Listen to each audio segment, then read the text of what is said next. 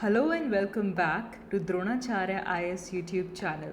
I'm Dr. Daman Benipal presenting you daily editorial analysis covering 15th April 2022.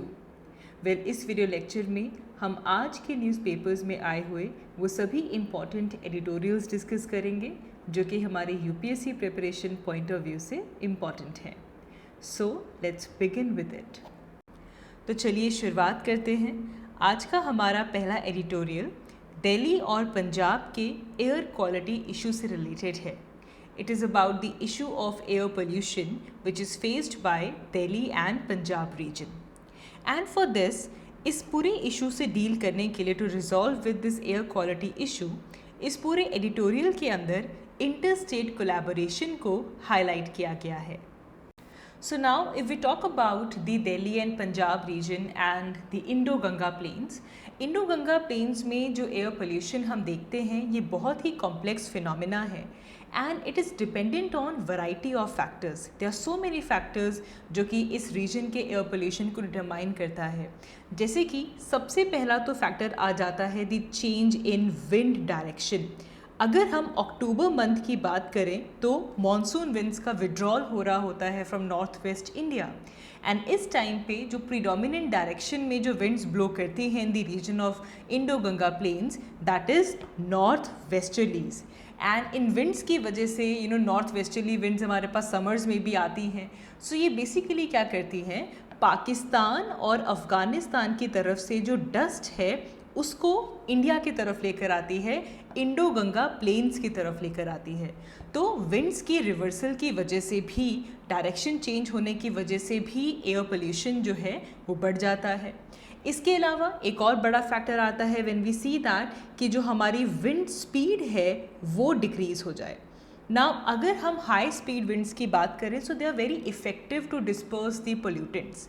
लेकिन winters में क्या होता है कि जो विंड स्पीड है ये काफ़ी डिक्रीज़ हो जाती है एज़ कम्पेयर टू समर्स, जिसकी वजह से जो रीजन है it becomes prone to pollution. And अगर हम दिल्ली की बात करें so along with all these factors Delhi is also a landlocked region and जिसकी वजह से इसके पास जियोग्राफिकल एडवांटेज नहीं है. अगर हम इंडिया की बात करें, इंडिया के अगर हम ईस्टर्न रीजन की बात करें, वेस्टर्न पार्ट, सदर्न पार्ट, यहाँ पे सबके पास जियोग्राफिकल एडवांटेज है. कैसा? हमारे जो सी ब्रीज आती हैं वो जो पोल्यूटेंट्स कंसनट्रेट हो जाते हैं उनको डिस्पर्स कर देते हैं. लेकिन as comparative to that Delhi and this region is basically a landlocked region and यहाँ पे एक जियोग्राफिकल डिसएडवांटेज है कि जो पोल्यूटेंट्स हैं वो कंसनट्रेट होते जाते हैं एंड डिस्पर्स नहीं होते. एंड अगर हम यहाँ पे मैन मेड फैक्टर्स की बात करें तो एक काफ़ी बड़ा इशू यहाँ पे निकल कर आता है, that is stubble burning. And even हमारे इस आर्टिकल में भी इसे हाईलाइट किया गया क्योंकि we are talking about Punjab and Delhi over here, both the states they are facing air quality issues and दोनों में ही स्टबल बर्निंग एक काफ़ी बड़ा मुद्दा आ जाता है. सो स्टबल बर्निंग पंजाब, हरियाणा, राजस्थान यहाँ पे किया जाता है and it is blamed for causing thick blanket of smoke in Delhi during winters. Now जब स्टबल बर्निंग की जाती है तो काफ़ी टॉक्सिक पोल्यूटेंट्स एटमॉस्फेयर में रिलीज़ होते हैं. It contains a lot of harmful gases like methane, carbon monoxide, volatile organic compounds as well. And there is also so many carcinogenic polycyclic hydrocarbons which they are also released. Now अगर हम farmers की बात करें सो ये जो farms में जो Fyers लगाई जाती हैं, ये जो स्टबल बर्निंग की जाती है, ये क्यों किया जाता है? Because it is seen as a easy way to get rid of that paddy stubble quickly and at a very low cost. तो ये काफ़ी बड़ा फैक्टर है. इसके अलावा वहीकुलर पोल्यूशन को हम निगलेक्ट नहीं कर सकते. Vehicular pollution is one of the biggest cause of dipping air quality in Delhi, specially in winters. And इसके अलावा गल्फ़ कंट्रीज़ की तरफ से हम डस्ट स्टॉर्म्स भी एक्सपीरियंस करते हैं एंड इसकी वजह से भी जो एयर क्वालिटी है वो और ज़्यादा वर्सन अप हो जाती है. स्पेशली जब ड्राई कोल्ड वेदर होता है एंड उस टाइम पे इस रीजन में डस्ट काफ़ी ज़्यादा प्रेवलेंट हो जाती है. And we don't see rainy days. अगर हम अक्टूबर और जून की बात करें तो ज़्यादा रेनी डेज़ नहीं होते हैं. देयरफॉर डस्ट की जो प्रेवलेंस है वो काफ़ी ज़्यादा इंक्रीज़ हो जाती है. एंड इसके अलावा अगर हम स्पेसिफिकली अक्टूबर की बात करें तो टेम्परेचर में भी डिप हो जाता है. नाउ आप ज्योग्राफी में पढ़ते हैं, टेम्परेचर जब डिक्रीज़ होता है तो हम टेम्परेचर इन्वर्जन का एक फिनोमेना देखते हैं। इन्वर्जन की जो हाइट है वो लोअर अप हो जाती है एंड जिसकी वजह से जो पोल्यूटेंट्स हैं वो एक ही जगह पे कंसंट्रेट होने शुरू हो जाते हैं एंड जो पोल्यूटेंट्स हैं वो डिस्पर्स नहीं हो पाते and ultimately they worsen up the condition of air. Then इसी सीजन के दौरान दिवाली भी आती है and fire crackers are also responsible या एंड ऑल्दो हमारे पास जो क्रैकर सेल्स हैं इसके ऊपर बैन लगाया गया है but still on the occasion of Diwali fire crackers are a very common sight, right?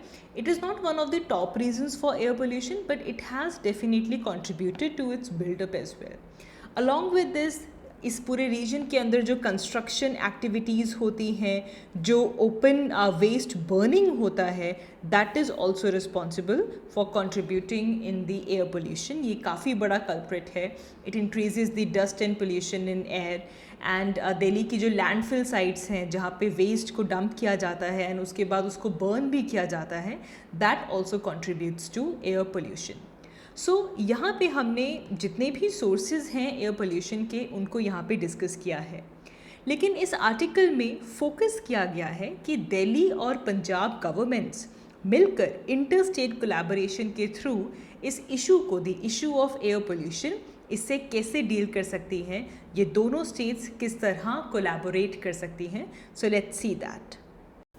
So for collaboration between two states, अगर हम दिल्ली और पंजाब की बात करें तो पहला स्टेप ये आता है दैट जो भी इन स्टेट्स के अंदर इंचार्ज हैं of this particular issue, they must talk. Now there are disagreements. अगर हम बात करें, सबसे बड़ा मुद्दा आता है the stubble burning. Stubble burning कितना कंट्रीब्यूट कर रहा है दिल्ली के एयर पोल्यूशन में, ये काफ़ी बड़ा एक डिसएग्रीमेंट रहता है एंड इसे छोड़कर स्टेट्स को एक कॉमन अंडरस्टैंडिंग पे आना चाहिए about the sources that are polluting the region and बात करके एक सोल्यूशन की तरफ बढ़ना चाहिए। तो सबसे पहले all of those who are in charge in both of these states, they must talk and एक कॉमन सोर्सेज को आइडेंटिफाई करें, जो डिसएग्रीमेंट्स हैं उसे दूर करें। इसके अलावा we need to create a platform for knowledge exchange. एक कॉमन नॉलेज सेंटर होना चाहिए, कॉमन नॉलेज सेंटर बिल्डअप किया जाए जहाँ पे क्रॉस लर्निंग हो सके। इस चैलेंज को लेकर कैसे कैसे पॉसिबल सॉल्यूशंस हैं, उस चैलेंज को डील करने के लिए दोनों स्टेट्स एक दूसरे के साथ एक्सचेंज करें। Now such a centre it is very beneficial, specially अगर हम पंजाब की बात करें तो दिल्ली गवर्नमेंट ने काफ़ी ज़्यादा मेजर्स लिए हैं to improve the air quality, so Punjab government can help learn from that. इसके अलावा जो इन्फॉर्मेशन है about air quality level and source क्या है एयर पोल्यूशन का, ये स्टडीज़ काफ़ी ज़्यादा क्रिटिकल रहती हैं to develop a long term strategy for pollution mitigation. तो दोनों स्टेट्स को मिलकर नॉलेज एक्सचेंज भी करना होगा। एंड आफ्टर दैट पहला स्टेप था that the both the states must talk, एक आइडेंटिफाई किया जाए इस इशू को and then there should be the exchange of knowledge. Third step में जो कोलैबोरेशन है वो होनी चाहिए ताकि जो भी प्रूवन सॉल्यूशंस हैं वो एग्जीक्यूट हो सके। चाहे दोनों स्टेट्स मिलकर सॉल्यूशंस को डिज़ाइन करें जिससे कि जो एयर क्वालिटी है वो इम्प्रूव हो सके, और या फिर वो एक जॉइंटली एक इंस्टीट्यूशनाइज करे कोई भी टास्क जो है, एक्सपर्ट्स की हेल्प लें एंड अल्टीमेटली जो भी इम्पैक्ट हो रहा है, जो भी सॉल्यूशंस हैं उसका इम्पैक्ट किस तरह जा रहा है उन्हें असेस किया जाए ताकि एक वाइडर एक्सेप्टेंस हो सके of the proposed solutions. Like for instance अगर हम देखें तो वी हैव प्यूसा बायोडिकम्पोजर। नाउ इसे इंडियन एग्रीकल्चर रिसर्च इंस्टीट्यूट ने डेवलप किया था एंड इसे एज अ सोल्यूशन देखा गया था to deal with stubble burning by the Delhi government, लेकिन फार्मर्स की तरफ से इसको लेकर मिक्स्ड रिव्यूज़ थे क्योंकि जो डिकम्पोजर्स है it only make sense for early maturing variety of paddies. Now जो डिकम्पोजर है वो स्टबल को डिकम्पोज करने के लिए 25 to 30 डेज लेता है। Therefore it is of very little use in high burn district, जैसे कि पंजाब की अगर हम बात करें संगरूर, जहाँ पे बहुत ही लेट मेच्योरिंग पेडी वैरायटीज़ जो काफ़ी डोमिनेंट हैं, वहाँ पे इस तरह का डिकम्पोजर यूज़ नहीं किया जा सकता बिकॉज डिकम्पोज होने में ही ये 25 से 30 दिन लगा देगा। तो सबसे पहली बात यहाँ पे ये समझना होगा कि जो भी सॉल्यूशंस देखे जा रहे हैं उसको इम्प्लीमेंट करने के लिए दोनों गवर्नमेंट्स को कोलैबोरेट करना ज़रूरी है। And after that Very important, we need to create a market for diversified crop products. Now, stubble burning जो persist कर रही है पंजाब में, and किस तरह दिल्ली pollution जब हम देखते हैं तो वो toxic winter pollution आता है, there is a relation between both of them. Now, इसका एक बड़ा solution ये है कि पंजाब में जो wheat paddy cycle चल रहा है, इससे farmers को shift किया जाए एंड पंजाब के अंदर क्रॉप डाइवर्सिफिकेशन लेकर आया जा सके ताकि स्टबल बर्निंग रुके. But there is a lack of assured markets for agricultural products. Wheat और पेडी को छोड़कर there is lack of such assured markets for such products. So ऐसे में हमारे पास जो गवर्नमेंट्स हैं उनको इस आइडिया के साथ आना चाहिए कि जो क्रॉप डाइवर्सिफिकेशन है वो प्रमोट हो सके ताकि पोटेंशियली जो ऐसी क्रॉप्स हैं जो कि बिक रही हैं अदर देन वीट एंड पेडी वो फार्मर्स इनकॉर्पोरेट करें. And then lastly, both the state governments, they should assert the need for, extending their interstate cooperation to other states as well. Indo-Ganga plains में जो बाकी states हैं, they are also somewhat contributing in this situation. तो अपने efforts को और ज़्यादा extend करना चाहिए into the other states of the Indo-Ganga region. इसको लेकर हमारे पास जैसे कि कुछ फॉरम्स हैं, नदरन जोनल काउंसिल, इसके अंदर चंडीगढ़, दिल्ली, पंजाब, हरियाणा, राजस्थान, हिमाचल प्रदेश, जम्मू एंड कश्मीर, लद्दाख, ये सब यहाँ पे रिप्रेजेंटेशन होती है. So Delhi and Punjab governments they can make use of such platform ताकि यहाँ पे जो भी कोऑर्डिनेशन की ज़रूरत है इस इशू को यहाँ पे हाईलाइट किया जा सके. सो इस पूरे आर्टिकल में इसी चीज़ पे फोकस किया गया कि किस तरह एयर पोल्यूशन जैसे इशू को डील करने के लिए इंटर स्टेट कोलैबोरेशन एक काफ़ी अच्छा एक मेजर हो सकता है. आगे बढ़ते हैं. So world bank has released the growth projections for south Asian economies for the year 2022. 2022 की growth projections south Asian economies के लिए वर्ल्ड बैंक ने रिलीज़ की हैं. एंड इससे पहले जनवरी मंथ में ये एस्टिमेट किया गया था that for south Asian economies the growth would be around 7.6%. However इस मंथ जो प्रोजेक्शंस आई हैं इसमें ये ग्रोथ रिड्यूस हो चुकी है टू 6.6%. एंड इस रिडक्शन में सबसे ज़्यादा एम्फोसिस किया गया है on the post pandemic growth. ये ऑलरेडी काफ़ी अनइवन थी. एंड अगर हम यहाँ पे रशिया और यूक्रेन कॉन्फ्लिक्ट देखें, इसने काफ़ी ज़्यादा फ्रेश चैलेंजेस को ट्रिगर कर दिया है एंड हमारी जो ग्रोथ है वो अनइवन एंड काफ़ी ज़्यादा फ्रेजाइल हो चुकी है. नाउ इससे पहले भी हमने रशिया यूक्रेन कॉन्फ्लिक्ट के क्या इम्पैक्ट्स हैं उनको देखा, but we are continuously seeing that कि इस कॉन्फ्लिक्ट का सीधा असर हमें ऑयल प्राइसेस और फूड प्राइसेस पे देखने के लिए मिला. Although there were high oil and food prices even before the war, लेकिन February 24 जब से रशियन एग्रेशन हो रहा है यूक्रेन का, तब से ही ये और भी ज़्यादा एग्जैजरेट हो चुका है. सो यहाँ पे क्योंकि ये साउथ एशियन इकोनॉमीज़ के लिए ये ग्रोथ रेट नई आई है, 6.6 पे आ चुकी है, डिक्रीज़ कर दी गई है. नाउ इंडिया की बात करें सो इंडिया के लिए कहा गया है that India will see the growth by 8% in 2022 and 23. इससे पहले हमारे पास जो ग्रोथ थी वो 8.7% पे प्रोजेक्ट की गई थी, बट अगेन इसे रिवाइज करके अब 8% पे ला दिया गया है. इंडिया की ग्रोथ की प्रोजेक्शंस भी यहाँ पे डिक्रीज़ हुई हैं. तो ओवरऑल असेसमेंट तो यहाँ पे यही है कि जो जीडीपी ग्रोथ है that would be actually 1.3% lower, 7.4% के आसपास हो सकता है. एंड यहाँ पे एक पॉजिटिव सरप्राइज़ ये है about the strong digital service export. तो डिजिटल सर्विस एक्सपोर्ट की वजह से ये एक थोड़ा सा पॉजिटिव चैनल यहाँ पे आता है. बट पोस्ट कोविड रिकवरी अगर हम इंडियन हाउस होल्ड में देखें, जो कंजम्पशन जो है हमारा वो धीरे धीरे इंक्रीज़ हो रहा है. लेकिन अगेन यहाँ पे एक बड़ा चैलेंज आ चुका है. एक तरफ हम डोमेस्टिक कंजम्पशन बढ़ा रहे थे, but now we are seeing high inflation and there is also incomplete labour market revival as well. तो जिसकी वजह से जो हाउस होल्ड कंजम्पशन है वो काफ़ी ज़्यादा एक फ्रेजाइल सिचुएशन पे आ जाता है. एंड मोर इम्पॉर्टेंटली फ़िलहाल जो हमारे पास जो हाई फ्रीक्वेंसी इंडिकेटर्स हैं वो यही सजेस्ट करते हैं कि इंडिया की जो ग्रोथ है वो ऑलरेडी एक स्लो डाउन फेस कर रही है in the January to March 2020 quarter as compare to the previous quarter. India की जो रिकवरी है वो वेरी करती है across different sectors. Manufacturing sector एक ऐसा सेक्टर है इंडिया में जो काफ़ी ज़्यादा ट्रबल्ड है, again because of weak demand and increasing input cost. हमारे पास जियोपॉलिटिकल क्राइसिस की वजह से जो इनपुट कॉस्ट है वो बढ़ चुकी है और डिमांड डिक्रीज़ हो चुकी है, जिसकी वजह से इंडिया का जो मैन्युफैक्चरिंग सेक्टर है वो काफ़ी ज़्यादा ट्रबल्ड है। नाउ यहाँ पे अगर हम वर्ल्ड बैंक के अलावा कुछ और बैंक्स की प्रोजेक्शंस देखें तो एशियन डेवलपमेंट बैंक एक्सपेक्ट करता है कि जो इंडिया की जीडीपी है वो इस साल के लिए राइज करेगी बाय 7.5% एंड हमारी जो रिटेल इन्फ्लेशन रहने वाली है दैट इज़ 5.8%। तो वर्ल्ड बैंक 8% दिखा रहा है, लेकिन एशियन डेवलपमेंट बैंक इंडिया की ग्रोथ को 7.5% पे शो कर रहा है। एंड जो इन्फ्लेशन प्रोजेक्शंस हैं वो लगातार इंक्रीज़ हो रही हैं एंड जो एक्सपर्ट्स हैं दे आर शोइंग कि जो इन्फ्लेशन का ट्रेंड है it is much higher, it can even go above 7% in the first half of the country.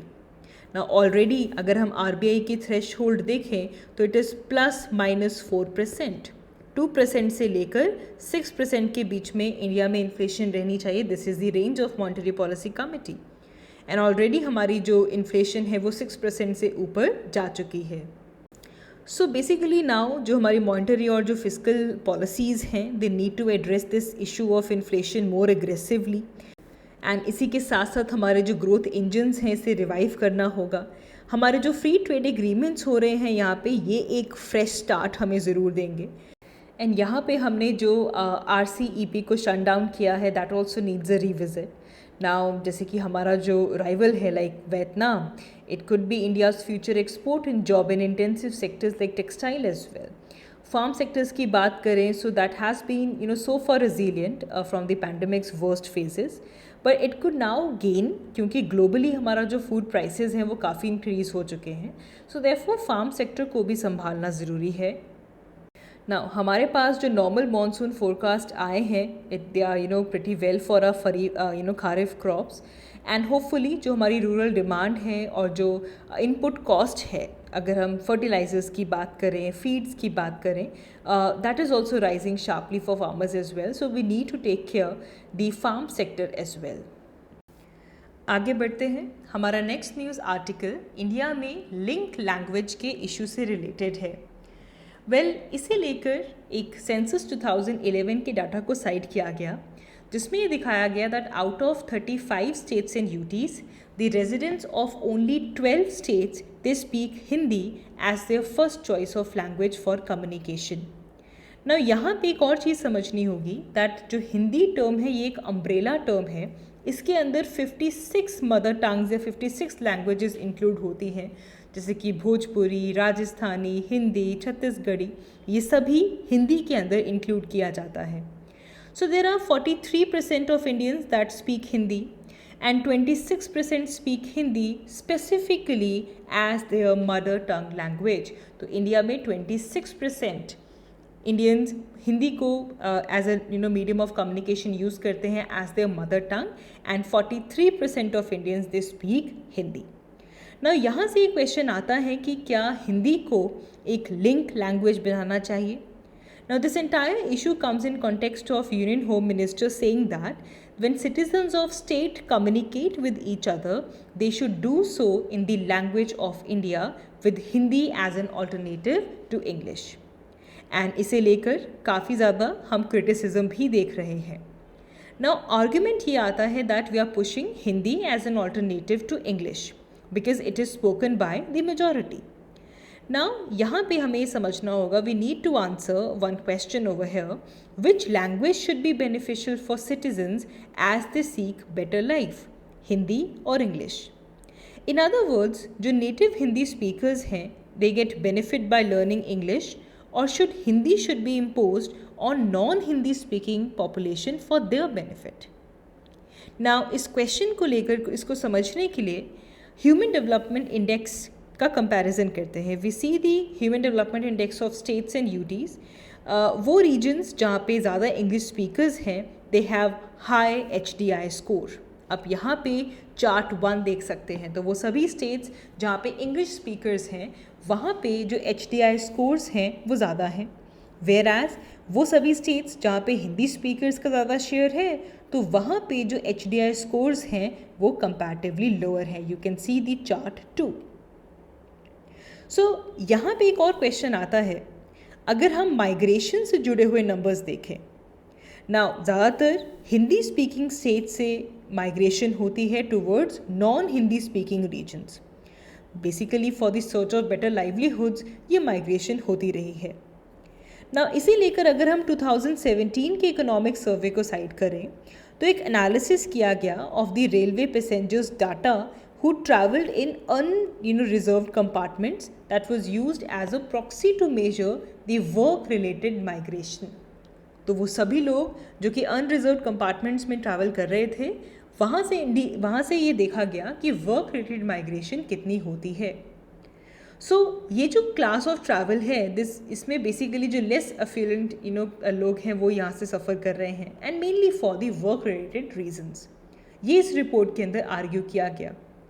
तो जो 9 मिलियन इस तरह के पैसेंजर्स ने 2011 से लेकर 2016 तक जो मूवमेंट की है उनको यहाँ पे कंसिडर किया गया and they travel less than 200 kilometres और इस चीज़ को इग्नोर किया गया।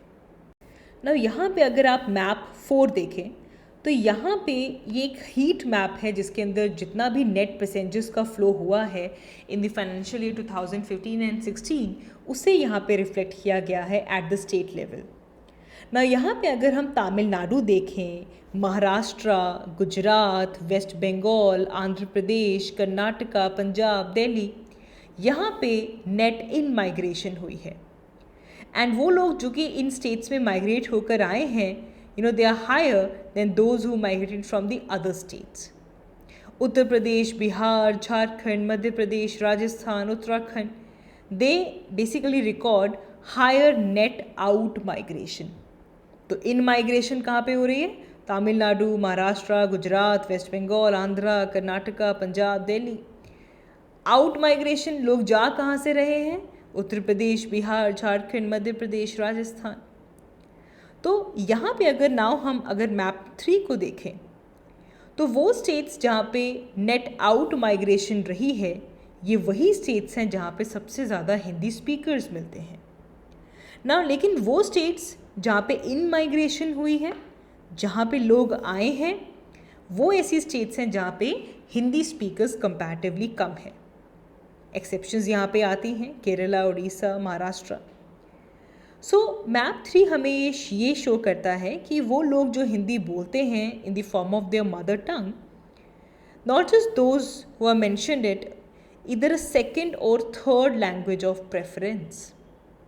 इसे लेकर 2011 के सेंसस डाटा में भी एनालिसिस किया गया और उस एनालिसिस में भी यही शो किया गया कि जो नेट इन माइग्रेशन होती है फॉर हिंदी स्टेट्स जहाँ पे हिंदी जो बोली जाती है it is done by less than 50% of the population, it is negative.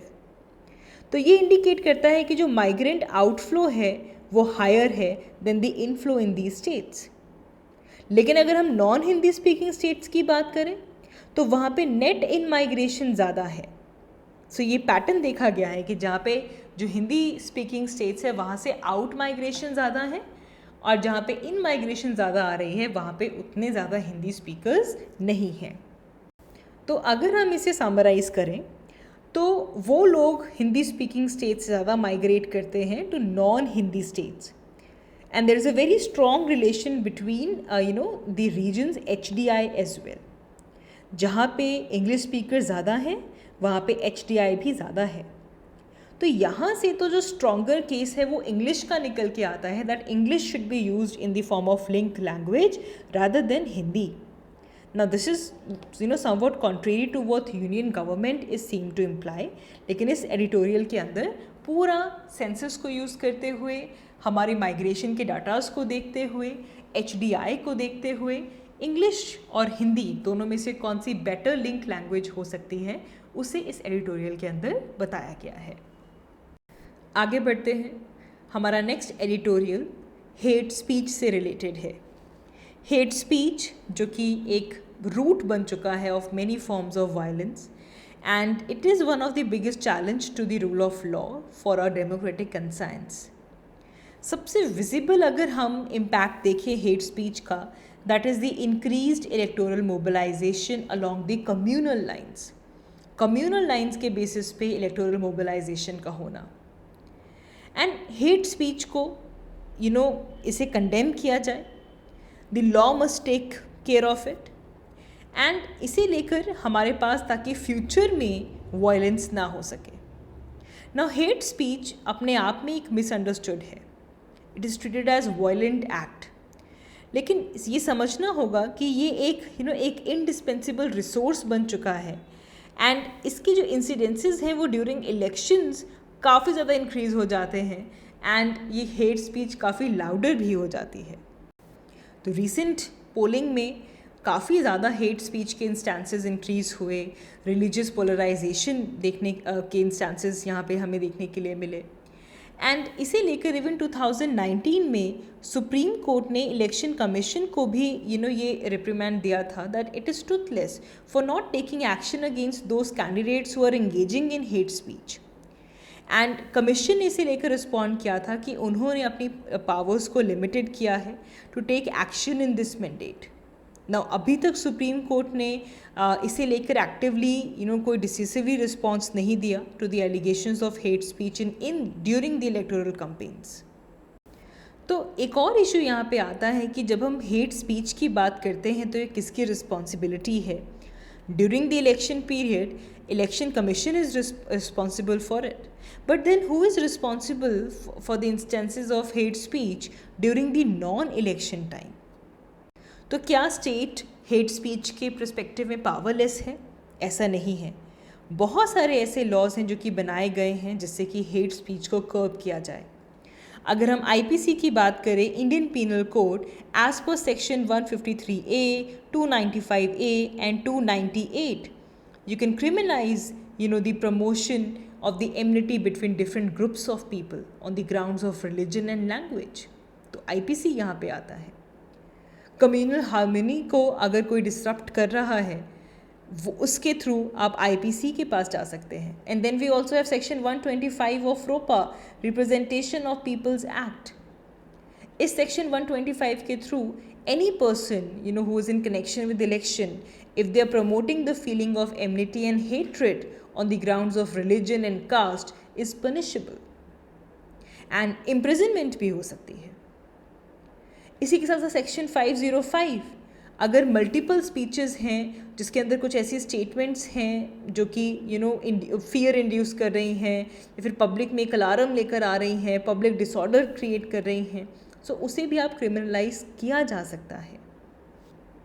Even India के अंदर हेट स्पीचेस लॉ को एग्जामिन करते हुए लॉ कमीशन ने अपने 267th रिपोर्ट के अंदर ये पब्लिश किया। ये रिपोर्ट 2017 में आई थी, and according to law commission they recommended the introduction of new provisions within the penal code, जिसके अंदर स्पेसिफिकली जो पनिशमेंट है वो स्पेसिफाई किया जाए for the incitement of violence in addition to the existing ones. तो इस तरह की रिकमेंडेशन से बेसिकली एक एक्सक्यूज आता है for an action, it is the lack of political will. इसके अलावा एक और बड़ा वॉच डॉग आता है that comes in the form of media. Recent years में हम ये देख रहे हैं कि जो हेट स्पीचेस हैं और उनकी जो वैरायटीज़ हैं वो बढ़ती जा रही हैं, और उनकी एक तरह से सिस्टेमिक प्रेजेंस हमारी मीडिया में है, हमारे इंटरनेट में है। From electoral campaigns to our everyday life, abusive speech जो कि किसी माइनॉरिटी कम्युनिटी की तरफ डायरेक्टेड हो, हम फिलहाल काफ़ी ज़्यादा इस चीज़ को देख रहे हैं। डिसइंफॉर्मेशन कैंपेन्स मीडिया नेटवर्क्स पे चलते हैं। सो ट्रोलिंग, फेक न्यूज़, ये काफ़ी सिग्निफिकेंट एस्पेक्ट है of the public discourse. And अब हेट स्पीच एक पूरा ग्लोबल फिनोमिना बन चुका है। यहाँ पे अगर हम वाशिंगटन पोस्ट 2018 को साइट करें, so they considered 2018 as the year of online hate. Facebook ने अपनी ट्रांसपेरेंसी रिपोर्ट के अंदर ये डिस्क्लोज किया that they ended up taking down 3 million hateful posts from its platform, and YouTube ने 25,000 पोस्ट को एक मंथ में सिर्फ और सिर्फ रिमूव किया. सो काफ़ी ज़्यादा डैमेज ऑलरेडी हो चुका है ना. इस डैमेज और ज़्यादा ना हो, इसे डील करने के लिए we need the right conscience of our nation, and इस ग्रोइंग चैलेंज को डील करना बेहद ज़रूरी है. पॉलिटिकल विल जो अभी तक लैक कर रही थी उसे दूर करना होगा. एंड यहाँ पे जो हमारी कॉन्स्टिट्यूशन की जो सेक्युलर स्पिरिट है, ये हेट स्पीचेस इवन उसकी तरफ भी एक बड़ा खतरा है. So the entire issue of hate speech is very important for India. So that is it. हमने इस वीडियो लेक्चर में आज के जो इम्पॉर्टेंट एडिटोरियल्स हैं उन्हें यहाँ पे डिस्कस किया है. Those editorials which are important for a UPSC preparation. So thank you so much for watching. I will see you all in my next one. Thank you so much.